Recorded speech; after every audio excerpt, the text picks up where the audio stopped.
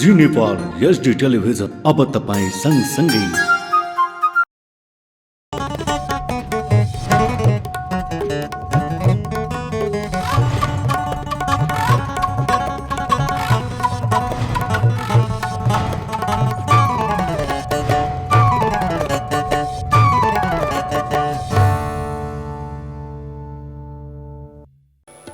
रङहरूको पर्व फागु पूर्णिमा अर्थात् होली पर्वको उपलक्ष्यमा हाम्रा सम्पूर्ण दर्शक श्रोता र विज्ञापनदाताहरूमा जी नेपाल एचडी टेलिभिजनको तर्फबाट हार्दिक शुभकामना व्यक्त गर्दछौँ। नमस्कार, जी नेपाल न्युजमा यहाँलाई स्वागत छ। म करुणा लामिछाने। सुरुमा मुख्य समाचारका शीर्षकहरू। होली पर्वको आज दोस्रो दिन सद्भाव र आत्मीयता साटासाट गर्दै तराईका विभिन्न जिल्लामा धुमधामका साथ मनाइयो।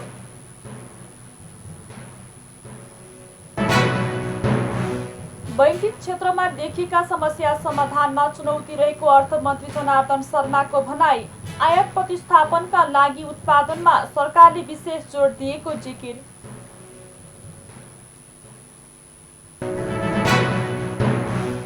जनताले मुलुकको परिवर्तनको महसुस गर्ने गरी सरकारले काम गर्ने गरिबी निवारण मन्त्री श्रेष्ठको भनाई। सेवा सुविधा प्रदान गर्ने कार्यमा सबै जनप्रतिनिधि लाग्नुपर्ने तर्क। फेब्रुअरी 24 देखि युक्रेनमा रुसको निरन्तर आक्रमण जारी। रुसमाथि अस्ट्रेलिया र जापानको थप प्रतिबन्ध।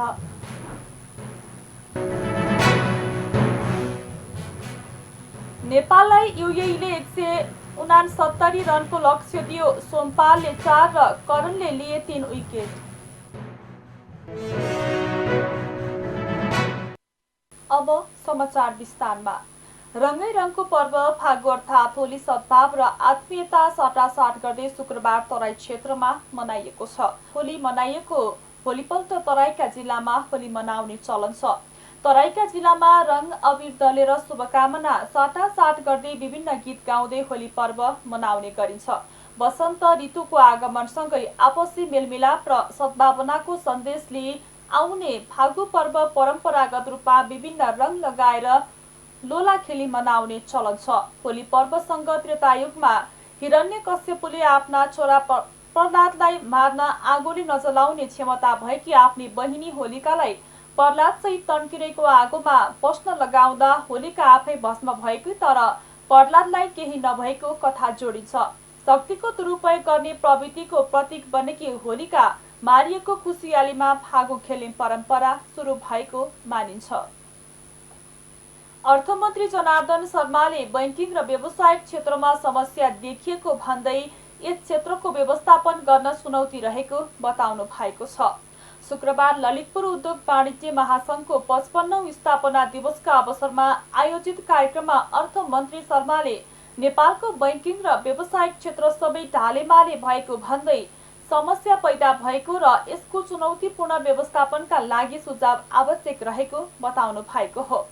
मन्त्री शर्माले अहिले आयातमा निकै वृद्धि भएको अन्तर्राष्ट्रिय क्षेत्रको हरेक वस्तुमा मूल्य वृद्धि हुनुले बैंकिङ र व्यावसायिक क्षेत्रमा असर परेको धारणा राख्नुभयो। उहाँले आयात प्रतिस्थापन गर्नका लागि ठोस र मूर्त रूपमा क्षेत्रहरू निर्धारण गरेर नै काम गर्नुपर्ने उल्लेख गर्नुभयो। आयात प्रतिस्थापनका लागि उत्पादनमा सरकारले विशेष जोड दिएको उहाँको भनाइ छ। उहाँले नयाँ बजेट र नीति निर्माण गर्ने बेला आएकाले निजी क्षेत्रको सुझाव आवश्यक रहेको र व्यावसायिक प्रबन्धन गर्ने उद्देश्यले नै बजेट तयार गरिएको बताउनुभयो। आयात प्रतिस्थापन गर्नका लागि ठोस र मूर्त रूपमा हामीले क्षेत्रहरू निर्धारण गरे व्यावसायिक क्षेत्र, उत्पादनका क्षेत्र, सबै क्षेत्रमा काम गर्नुपर्ने आवश्यकता मैले महसुस गरेको छु र जस्तो ललितपुरमा रहेको वस्तुकला, मूर्तिकलाको जो कुरा छ यसलाई अझ प्रवर्धन गर्नुपर्ने, अझ विकास गर्नुपर्ने, त्यसबाट धेरै हामीले व्यवसाय रोजगार पनि सृष्टि गर्न सक्छौँ भने अन्य उत्पादनका क्षेत्रहरूमा पनि हामीले लाग्नुपर्ने र हाम्रो निर्यात वृद्धि गर्ने त आफ्नो ठाउँमा छ तर आयात प्रतिस्थापन गर्ने उद्देश्यमा उत्पादन, आयात प्रतिस्थापनको लागि उत्पादन र निर्यातलाई पनि क्रमशः अहिले निर्यात केही वृद्धि त भएको छ तर त्यो निर्यातलाई वास्तविक निर्यातमा हरेक वर्ष त्यसलाई एउटा निश्चित प्रतिशतमा वृद्धि गर्दै जाने लक्ष्य लिनुपर्छ भन्ने बारेमा हामी अब नयाँ नीति योजना बनाउने क्रममा पनि छलफल सुरु गरेका छौँ र अब नयाँ बजेट र नीति निर्माण गर्ने बेला भएको हुनाले म उद्योग वाणिज्य सङ्घ समग्र पनि हुनुहुन्छ अध्यक्षज्यू र अब ललितपुर उद्योग वाणिज्य सङ्घ सबैलाई पनि त्यसका आवश्यक सल्लाह सुझावहरू यहाँबाट दिनुहुनेछ। यहाँहरूको सल्लाह सुझाव अनुसार उद्योग व्यवसायलाई कसरी प्रवर्धन गर्न सकिन्छ, कसरी थप राम्रो गर्न सकिन्छ भन्ने कुरामै केन्द्रित भएर नै नीतिहरू निर्माण गरिने कुरा पनि म यहाँबाट राख्न चाहन्छु। त्यस्तै नेपाल उद्योग वाणिज्य महासङ्घका अध्यक्ष शेखर बोल्छाले सरकारी खर्च नहुने विषय राष्ट्रिय रोग नै रहेको भन्दै यसका लागि नीति निर्माणमा ध्यान दिनुपर्ने बताउनुभयो। उहाँले पर्यटन क्षेत्रलाई प्रबोधन गर्न नसकेको भन्दै यस क्षेत्रमा लगाइएको सबै प्रकारका बन्देजहरू हटाइदिनुपर्ने धारणा राख्नुभयो। सरकारको पनि हाम्रो प्रोक्युरमेन्ट पोलिसी यो सबै कुरामा ध्यान दिन जरुरी छ। यो हामीले गर्न सकेनौँ भने यो समस्या चाहिँ कहिले पनि समाधान हुँदैन। तर एउटै सरकारलाई मैले दोष दिन चाहदिनँ, किनभने यो हाम्रो दीर्घ रोग हो यो, होइन? र यसलाई चाहिँ समाधान गर्नको लागि हामीले पोलिसीगत निर्णयहरू गर्नुपर्छ। तर अहिले एउटा सरकारको ठुलो पैसा, निजी क्षेत्रको ठुलो पैसा ब्याङ्क ग्यारेन्टी यो एडभान्सेसहरूमा सरकारमा रहेको छ। त्यसलाई ब्याङ्क ग्यारेन्टीमा कन्भर्ट गरेर त्यो पैसा चाहिँ मार्केटमा रिलिज गरिदिने हो भने पनि अहिले अस्ति मात्रै मैले फिगर हेरिरहेको थिएँ, झन्डै 25 अर्ब जति पैसा चाहिँ मार्केटमा आउन सक्छ, किनभने त्यो पैसा चाहिँ एडभान्समा बसिरहेछ। भनेपछि यस्ता कुराहरू मैले उदाहरण दिन खोजेँ।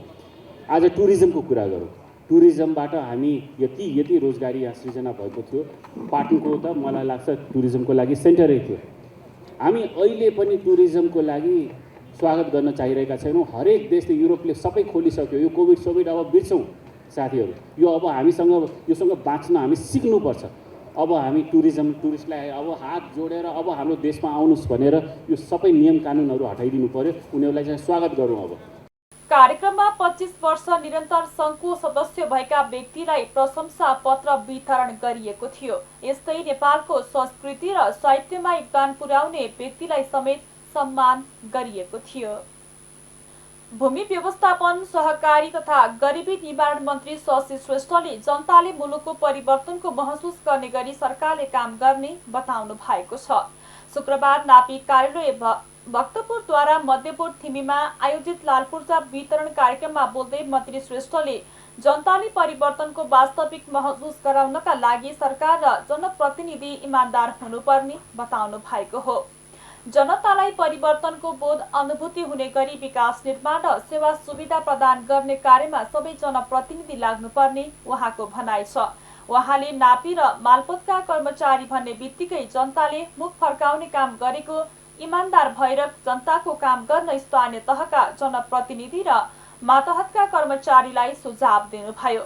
लालपूर्जाको अभावमा राष्ट्रियताविहीन र मौलिक अधिकार उपभोग गर्नबाट अझै केही नेपाली वञ्चित हुन परेको अवस्था रहेको भन्दै मन्त्री श्रेष्ठले यसलाई छिट्टै अन्त्य गर्नुपर्ने धारणा राख्नुभयो। लालपूर्जा वितरण कार्यक्रम सुरु गरेपछि मन्त्रालयले करिब 15,000को हाराहारीमा पूर्जा वितरण गरिसकेको उहाँले जानकारी दिनुभयो। सबै कर्मचारी खराब हुँदैन। नेता भनेपछि मन्त्री, हामीलाई देखे पछाडि हो यो मन्त्रीहरू यस्ता भनेर भन्छन्। सांसद देखेपछि सांसदहरू सबै खराब देख्छन्। कर्मचारी प्रहरी देखेपछि सबै प्रहरी यस्ता भनेर भन्छन्। के सबै प्रहरी खराब हुन्छन्? सबै कर्मचारी खराब हुन्छन्? सबै मन्त्री सांसदहरू खराब हुन्छन्? हुँदैन। एकाध जनाको कारणले गर्दाखेरि सिङ्गो संस्थाले बदनामी भोग्नुपर्ने भएको छ। म यो किन भनिरहेको छु भन्दाखेरि मैले आफ्ना मन्त्रालयका कर्मचारीलाई फुर्काउनको लागि भनेको होइन। यथार्थ के हो भने अहिले जुन अभियान अहिले चालिरहेका छौँ र 15,000 करिब यो 4 महिनाको बीचमा मैले पदभार ग्रहण गरेको 5-5.5 महिना भयो। यो अभियान सुरु गरेको 4-4.5 महिना भयो। यो 4-4.5 महिनाको बीचमा हामीले हाम्रो मन्त्रालयको वार्षिक कार्यक्रममा नभएको विषयमा 15,000 भन्दा धेरैलाई पूर्जा वितरण गरेका छौँ। कानुनी रूपबाट जमिनको मालिक बनाएका छौँ। आखिर चाहेपछि नहुँदो के रहेछ त? हामीसँग थप बजेट हो? होइन। थप जनशक्ति हामीले प्राप्त गरेका हौँ? होइन। यही मौजुदा बजेट र जनशक्तिबाट नै यो कार्य सम्पन्न भएको छ। कार्यक्रममा मध्यपुर थिमी नगरपालिका साबिक वडा नम्बर 6 र 7 का बासिन्दालाई जग्गाधनी दर्ता प्रमाण पूर्जा वितरण गरिएको थियो। तराई मधेस क्षेत्रमा आज होली पर्व मनाइएको छ। हिजो पहाडी जिल्लाहरूमा होली अर्थात् फागु पर्व मनाइएको थियो। सामूहिक रूपमा विभिन्न रङ खेली होली अर्थात् फागु पर्व मनाउने चलन छ। होली पर्व आपसी सद्भाव, भातृत्व र आत्मीयताको प्रतीक मानिन्छ। होलीका अवसरमा विभिन्न सांगीतिक तथा सांस्कृतिक कार्यक्रमहरू गरेर समेत खुसी साटासाट गर्ने गरिन्छ। यसै सम्बन्धी एक रिपोर्ट। आज तराईमा रङ्गहरूको पर्व होली मनाइएको छ। काठमाडौँ सहित पहाडी जिल्लाहरूमा हिजो धुमधामसँग मनाइएको थियो भने तराईमा भने फागु पूर्णिमाको भोलिपल्ट होली मनाउने चलन रहिआएको छ। कला र संस्कृतिले भरिपूर्ण नेपालमा देशैभर उत्साहका साथ मनाइने फागु पूर्णिमा होली तराईका जिल्लाहरूमा आज मनाइएको हो। वसन्त ऋतुको आगमनको सुरुवातमा पर्ने फागु पर्व एक आपसमा खुसियाली प्रकट गर्न सामूहिक रूपमा भेला भएर एक अर्कामा रङ दलेर मनाउने गरिन्छ। तराईमा होलीलाई विशेष महत्त्वका साथ मनाउने गरिन्छ। होलीमा प्रयोग गरिने रङहरूको आफ्नै महत्त्व रहेको छ। नीलो रङलाई धर्मयुद्धको प्रतीक मानिन्छ। पहेँलो रङ भगवान विष्णु र श्रीकृष्णको प्रिय रङ हो। भगवान गणेशलाई सबै रङ मन पर्ने तथा रातो रङलाई शक्ति र सौभाग्यको सूचक मानिन्छ। असत्यमाथि सत्यको विजयको हर्षोल्लासका साथ होली मनाइन्छ। होली सम्बन्धी अर्को किम्वदन्ती पनि छ। हिरण्यकश्यपुले विष्णुभक्त छोरा प्रहलादलाई भस्म गर्ने उद्देश्यले अग्निमा नजल्ने वरदान पाएकी होलिकासँग अग्निमा राखेपछि होलिका स्वयं भस्म भएको, तर प्रहलाद सकुशल रहेको किम्वदन्ती अनुसार पनि होली पर्व मनाउने गरिन्छ। अब यसपालि होलीमा पहिला जस्तो खुसी रमाइलो छैन, किनभने पुरानो कारणले अलिकता डरले मान्छेले डरेर होली खेलिरहेको छ। तर ठिक छ, रमाइलो त रमाइलो लाग्छ। फगुवा खेल्ने अर्थात् फागु पूर्णिमा तराई मधेसमा बेग्लै रौनक हुन्छ। एउटै उमेर समूहका युवा युवती जम्मा भएर हर्षोल्लासपूर्ण रूपमा होली मनाउँछन्। यो पर्वले सौहार्द, सद्भावना, शान्तिपूर्ण समाज र सह अस्तित्वको सन्देश दिन्छ। जाडो सकिएको र गर्मी बढी नसकेको अवस्था भएकाले पनि रमाइलो मौसम छ। यति बेला हिउँदे बाली खेतमा तयार हुँदै र बर्खे थन्काइसकेको छ। होली पर्वका अवसरमा विभिन्न रङ दल्ने परम्परा रहे पनि पछिल्लो समय विभिन्न खालका इनामेल पेन्टहरूले अनुहार र कपाल रङ्ग्याउने गरेको देखिएको छ। यस्ता इनामेल पेन्टहरू स्वास्थ्यका लागि हानिकारक हुने भएकाले सचेत भई रङ खेल्न चिकित्सकहरूले आग्रह पनि गरेका छन्। तराईका सबै जिल्ला र मधेसमा आज मनाइए पनि मध्य प्रदेशको राजधानी जनकपुरमा भने होली पर्व भोलि शनिबार मात्र मनाइने भएको छ। होली अघि 15 दिनको मिथिला माध्यमिकी परिक्रमा सकिएको भोलिपल्ट होली खेलिने भएको जनकपुरमा भोलि मात्र रङ खेलिने जानकारी दिइएको छ।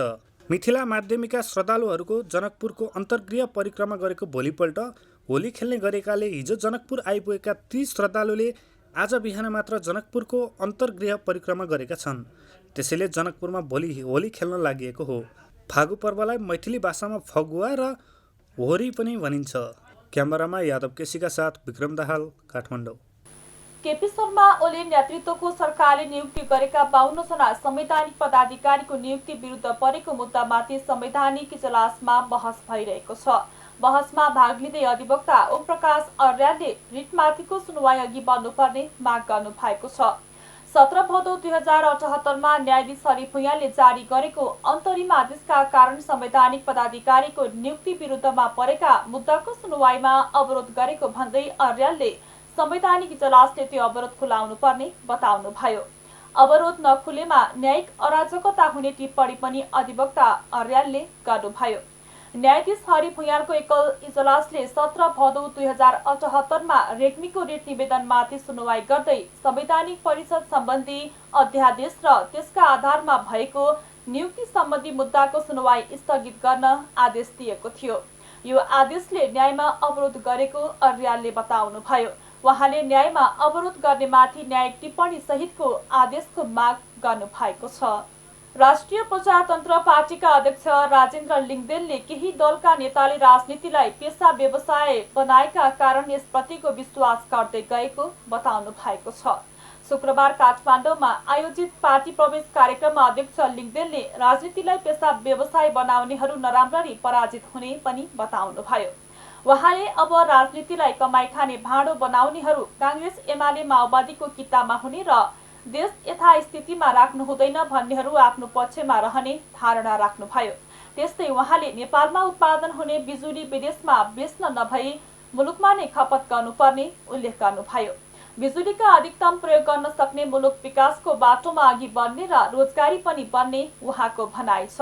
उहाँले मुलुकको हितमा काम गर्न सक्ने राप्रपा बाहिरका व्यक्तिलाई पनि स्थानीय तहको निर्वाचनमा अवसर दिइने बताउनुभयो। एमसीसी को पक्षमा बोल्नेहरूले भन्दाखेरि एमसीसी ले दिने कुरा के हो? अहिले डलरको भाव परिवर्तन हुँदाखेरि झन्डै 60 अरब पैसा नेपालले पाउने। और त्यसले बन्ने के हो? केही किलोमिटर ट्रान्समिसन लाइन भनेको बिजुली कुद्ने बाटो बनाउने भनौँ न, तार टाङ्ने काम र केही किलोमिटर बाटो बन्ने कुरा। हाम्रो देशको नेताहरू के भन्छन्? विदेशीको सहयोग नहुने भने त यत्रो बिजुली उत्पादन हुन्छ, कहाँ बेच्ने? भारतलाई नबेची हुन्न, भारतलाई बङ्गलादेशलाई नबेची हुन्न। भारत बङ्गलादेशलाई हाम्रो बिजुली बेच्ने हो भने त बिजुली कुदाउने बाटो चाहियो नि त, ट्रान्समिसन लाइन चाहियो नि त। बरु यो 60 अरब मात्र होइन, यो लिएको कारणले चीन रिसाउँछ भने चीनसँग 70 अरब लिनुपर्छ, अनि चीनसँग लिएकोले भारत रिसाउँछ भने भारतसँग पनि 80 अरब देऊ भन्नुपर्छ भनेर माग्ने कुराहरू गर्छ। राष्ट्रिय प्रजातन्त्र पार्टी भ्रममा छैन, यसको नेतृत्व भ्रममा छैन। हामी हाम्रो देश भिख नमागेर पनि चलाउन सक्छौँ र बनाउन सक्छौँ। कार्यक्रममा विभिन्न दलबाट आएका कार्यकर्ताहरूलाई अध्यक्ष लिङदेनले राप्रपा प्रवेश गराउनु भएको थियो। अमेरिकी एयरफोर्सको जहाज पछिल्लो 1 वर्षभित्रमा चौथो पटक काठमाडौँमा अवतरण गरेको छ। त्रिभुवन विमानस्थलका एक उच्च अधिकारीका अनुसार शुक्रबार बिहान 9 बजे अमेरिकी सेनाको कार्गो जहाज काठमाडौँ अवतरण गरेको थियो। यो जहाज शुक्रबार नै फिर्ता भइसकेको छ। ती अधिकारीका अनुसार पछिल्लो 1 वर्षको अवधिमा चौथो पटक अमेरिकी सेनाको जहाज काठमाडौँ आएको हो। काठमाडौँ स्थित अमेरिकी दूतावासका लागि आवश्यक सामान र कागजात ल्याउन र फिर्ता लैजान यस्तो जहाजको उपयोग हुने गरेको उनले जानकारी दिएका छन्। यस्तो उडानका क्रममा नेपाल नागरिक उड्डयन प्राधिकरणको प्रक्रिया पूरा गरी उडान अनुमति लिएको हुन्छ। शुक्रबार अमेरिकी एयरफोर्सको जहाज काठमाडौँ अवतरण भएको विषयलाई एमसीसी सम्झौतासँग जोडेर सामाजिक सञ्जालमा भने टिक्का टिप्पणी सुरु भएको छ। जी नेपाल न्युजमा अब एकैछिन विश्राम भन्दा अगाडि प्रमुख समाचारका शीर्षकहरू। होली पर्वको आज दोस्रो दिन सद्भाव र आत्मीयता साटासाट गर्दै तराईका विभिन्न जिल्लामा धुमधामका साथ मनाइयो।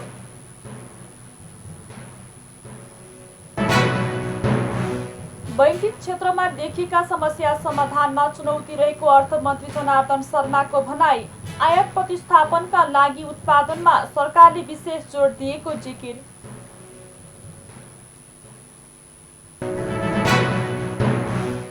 जनताले मुलुकको परिवर्तनको महसुस गर्ने गरी सरकारले काम गर्ने गरिबी निवारण मन्त्री श्रेष्ठको भनाई। सेवा सुविधा प्रदान गर्ने कार्यमा सबै जनप्रतिनिधि लाग्नुपर्ने तर्क। फेब्रुअरी 24 देखि युक्रेनमा रुसको निरन्तर आक्रमण जारी। रुसमाथि अस्ट्रेलिया र जापानको थप प्रतिबन्ध।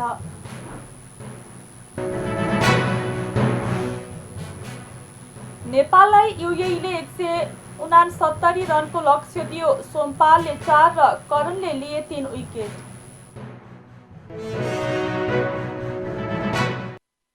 विश्राम पश्चात अब बाँकी समाचार। निर्वाचन आयोगले आउँदो वैशाख 30 गते हुने स्थानीय तहको चुनावका लागि निर्वाचन कार्यक्रम सार्वजनिक गरेको छ।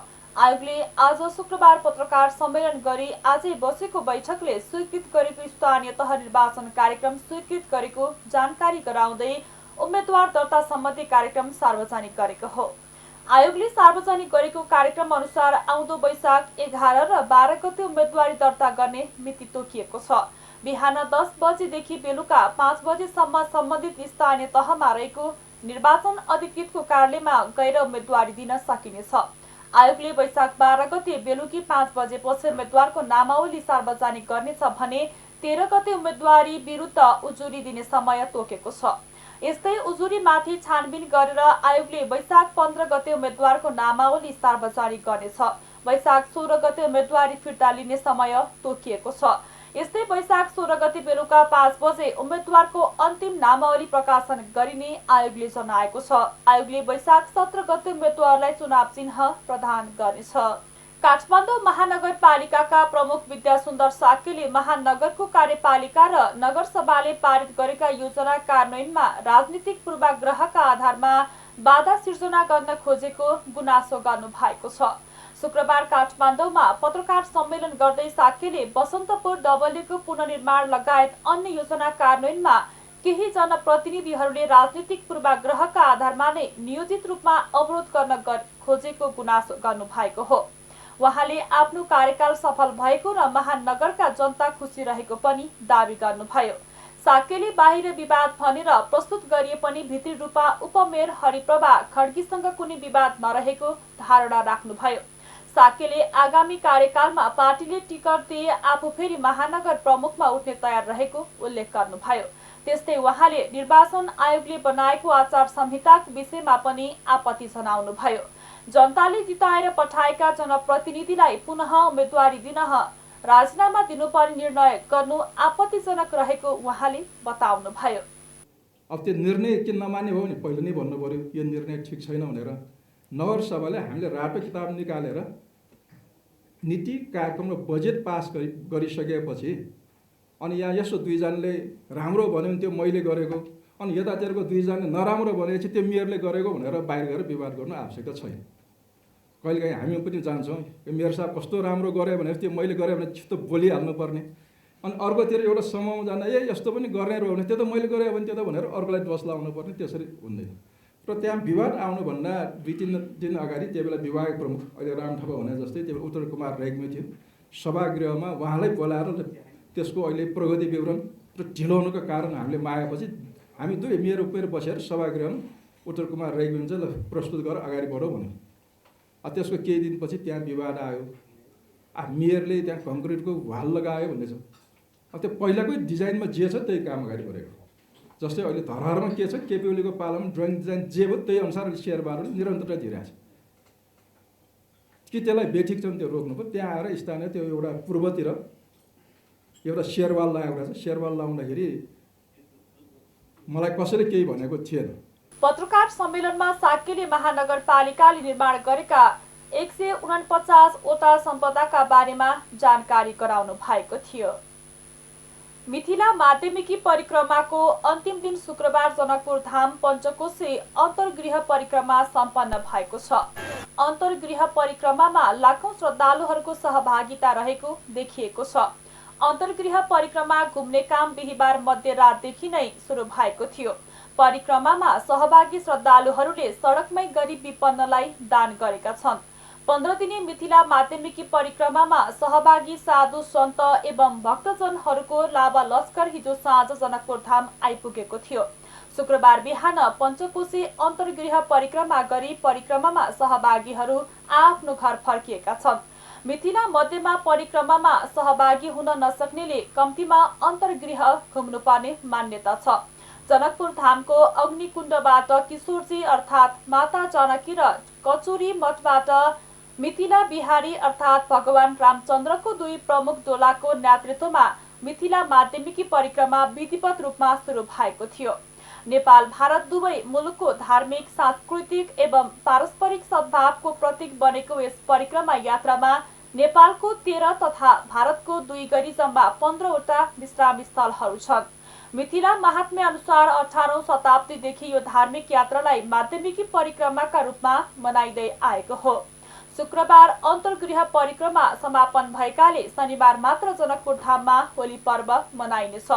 तर जनकपुर धाम बाहेक तराई मधेसका जिल्लाहरूमा शुक्रबार होली मनाइएको छ। चितवनको माडी नगरपालिका 4 खैरहनीमा आगलागी हुँदा 60 लाख रुपैयाँ बराबरको नोक्सानी भएको छ। स्थानीय माधव लामिछानेको धनसारमा आगलागी हुँदा 70 क्विन्टल धान, 5 क्विन्टल तोरी, 2 क्विन्टल गहुँ, 35 क्विन्टल कुखुराको दाना लगायत जलेर नष्ट भएको छ। यस्तै फार्ममा रहेको 1200 कुखुरा र झण्डै 1000 चल्ला नष्ट भएको उहाँले जानकारी दिनुभयो। बिहान 4:30 बजे आगलागी भएको हो। स्थानीयवासी र प्रहरीले आगो निमाएका छन्। आगलागीको कारण भने खुल्न नसकिएको बताइएको छ। नेपालमा थप 51 जनामा कोरोना संक्रमण पुष्टि भएको छ। देशभर गरेको 2592 पीसीआर परीक्षणका क्रममा 12 जना र 3322 एन्टिजेन परीक्षणका क्रममा 39 जनामा कोरोना संक्रमण पुष्टि भएको हो। त्यस्तै शुक्रबार पनि कोरोनाका कारण कसैको मृत्यु नभएको स्वास्थ्य मन्त्रालयले जनाएको छ। त्यस्तै थप 392 संक्रमित निको हुँदा हालसम्म नेपालमा 9,62,173 जना निको भएका छन्। हाल नेपालमा 3,996 सक्रिय संक्रमित आइसोलेसन र 106 जना क्वारेन्टाइनमा रहेको मन्त्रालयले जनाएको छ। अब अन्तर्राष्ट्रिय समाचार। रुसमाथि अस्ट्रेलिया र जापानले थप प्रतिबन्ध घोषणा गरेका छन्। अस्ट्रेलियाले रुसी अर्बपति आलेक देरिपास्का र भिक्टर बेल्सबर्ग 11 वटा बैंक र सरकारी निकायलाई प्रतिबन्ध लगाएको हो। त्यस्तै जापानले थप 15 रुसी नागरिक र 9 संस्थालाई प्रतिबन्ध लगाएको जनाएको छ। त्यसमा सरकारी स्वामित्वको अस्त्र निर्यातकर्ता रोसोबोरोन एक्सपोर्ट पनि छ। रुसले युक्रेनमा आक्रमण सुरु गरेपछि विभिन्न देशले प्रतिबन्ध लगाइसकेका छन्, तर चीनले रुसमाथि लाग्दै आएका प्रतिबन्धले विकासोन्मुख देशका लागि असर पुग्ने जनाएको छ। संयुक्त राष्ट्र संघका लागि चीनका प्रतिनिधि झाङ जुनले महामारीपछि सुस्त गतिमा विश्वको अर्थतन्त्र राम्रो अवस्थामा फर्किरहेका बेला भएको प्रतिबन्धले नयाँ समस्या उत्पन्न गराउने बताउनु भएको बीबीसीले जनाएको छ। अमेरिकाका राष्ट्रपति जो बाइडेन र चिनिया राष्ट्रपति सी जिनपिङ बीच वार्ताको तयारी भइरहेको व्हाइट हाउसलाई उद्धृत गरी अन्तर्राष्ट्रिय सञ्चार माध्यमले जनाएका छन्। रुसले गएको फेब्रुअरी 24 देखि युक्रेनमा निरन्तर आक्रमण गर्दै आएको छ। अब खेल समाचार। आईसीसी विश्वकप क्रिकेट लिग 2 अन्तर्गत 1 दिवसीय क्रिकेट श्रृङ्खलामा युनाइटेड अरब इमिरेट्स र नेपाललाई 169 रनको लक्ष्य दिएको छ। दुवै अन्तर्राष्ट्रिय क्रिकेट मैदानमा टस जितेर पहिलो ब्याटिङ गरेको यूएईले 46 ओभर 3 बलमा अल आउट हुँदै 168 रन बनायो। यूएईका लागि रोहन मुस्तफा र चुन्दन ग्यापो एल रिसबालले समान 40-40 रन बनाए। बलिङतर्फ नेपालका सोमपार कामीले 4 विकेट लिएका हुन्। यस्तै करण केसीले 3 विकेट लिँदा सन्दीप लामिछाने, दिपेन्द्र सिंह एरी र सागर ढकालले 1-1 विकेट लिएका हुन्। घरेलु टोली यूएईसँगको आज शुक्रबारको खेलमा नेपाललाई अघिल्लो महिना ओमानमा भएको टी20 विश्वकप ग्लोबल छनौट 1 को सेमिफाइनलमा बेहोरीको हारको बदला लिने अवसर छ। यस अघिका खेलमा यूएईले पपुवा न्यू गिनीलाई 7 विकेट हराउँदा नेपालले 2 विकेटको सङ्घर्षपूर्ण जित निकालेको थियो। अङ्क तालिकामा नेपाल 9 खेलमा 5 मा जित र 4 मा हारसहित 10 अङ्कका साथ 6औं स्थानमा छ। यूएई 15 खेलमा 8 मा जित र 5 हारसहित 18 अङ्कका साथ दोस्रो स्थानमा छ। 7 देश सहभागी यो श्रृङ्खलामा ओमान 27 खेलमा 17 मा जित र 8 मा हारसहित 36 अङ्कका साथ शीर्ष स्थानमा छ। अब नेपालले अर्को खेल चैत्र 7 मा यूएईसँग र चैत्र 8 मा पपुवा न्यागिनी पीएनजीसँग खेल्ने तालिका रहेको छ। खेल समाचार सँगै हामी जी नेपाल न्युजको अन्त्यमा आइसकेका छौं। जाँदा जाँदै मुख्य खबरका शीर्षकहरू पुनः एकपटक। होली पर्वको आज दोस्रो दिन सद्भाव र आत्मीयता साटासाट गर्दै तराईका विभिन्न जिल्लामा धुमधामका साथ मनाइयो।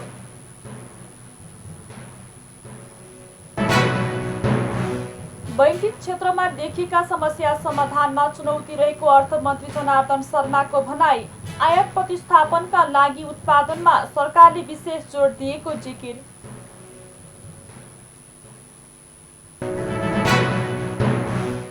जनताले मुलुकको परिवर्तनको महसुस गर्ने गरी सरकारले काम गर्ने गरिबी निवारण मन्त्री श्रेष्ठको भनाई। सेवा सुविधा प्रदान गर्ने कार्यमा सबै जनप्रतिनिधि लाग्नुपर्ने तर्क। फेब्रुअरी 24 देखि युक्रेनमा रुसको निरन्तर आक्रमण जारी। रुसमाथि अस्ट्रेलिया र जापानको थप प्रतिबन्ध।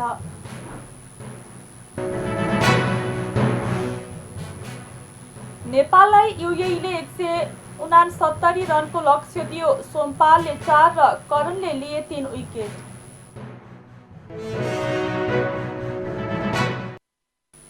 हौस् त अहिलेको लागि जी नेपाल एचडी न्युज यति नै। ताजा समाचार र मनोरञ्जनका लागि जी नेपाल एचडी टेलिभिजन हेर्दै रहनुहोला। नमस्कार।